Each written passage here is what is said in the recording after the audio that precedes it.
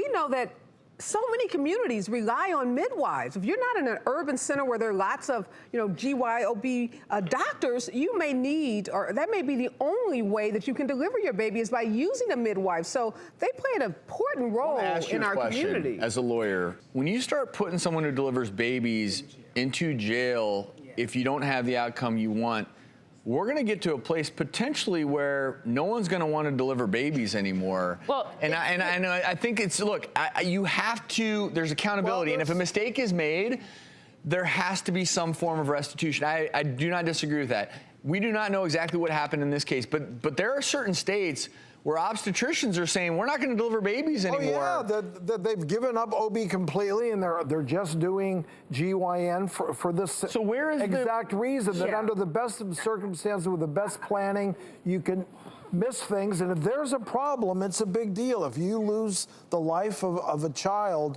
like that, that's a big deal. Yeah, I just think everything went wrong about this case, or the prosecution of a midwife because the baby died. Babies sometimes die. And yes, it could be because of mistake or an accident in the delivery, but that's why you have malpractice. That's why you have civil lawsuits. That's why you have money damages. And you can sue the doctor. You can recover from insurance companies. But to go to jail, I agree with you, Travis. This is going to be a huge disincentive. It's going to discourage midwives from wanting to practice, from wanting to deliver babies, and we need them in rural communities. We need them in communities that don't have large, hospitals like LA, Chicago, New York. So we want to encourage more people to go into. Well, let me ask you this. There's been a massive fundamental shift where, it's sad to say this, but death is no longer a normal act. And anytime whether it's a baby, even adults, it can be someone who's even at the natural end course of their life. Somebody wants to point the blame on somebody. But it's a really bizarre time in medicine where a lot of times, anytime a death occurs, someone has to be to blame. And I worry that we're going to push really good practitioners out the door because of the fear of litigation. Well, the suicide rates are going up. The rates of practitioners of medicine, they're fleeing the profession. And we haven't talked about it a lot on the show, but I think a lot of it is this fear. You wouldn't believe how many practitioners will read this story, and that's also in the back of their mind. It doesn't necessarily make you practice more efficiently. It makes you practice scared, which is not necessarily what you want. I just don't know, where do we draw the line? Because I think there has to be a better way than what we're...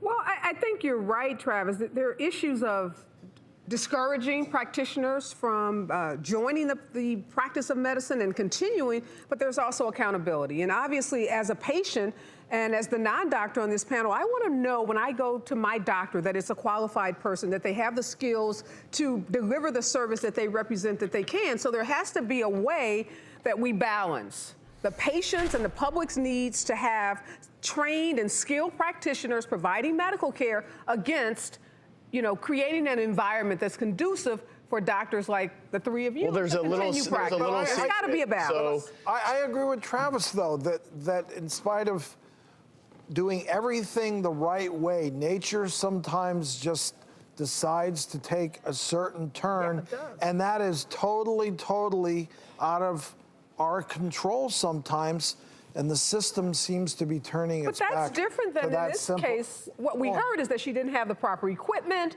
that she missed a sign. So there's Mother Nature, and then there's someone that isn't following and keeping up with the latest technology. This was, so that's different to me, this case is really interesting for a couple of reasons. There needed to be something done here because this is just a terrible outcome. We feel so badly for these parents, but there's just so much inconsistency, and I think that this is one of those cases that will be heard around the country because, again, if you're a midwife, this may change the way you practice, the way you practice and deliver babies.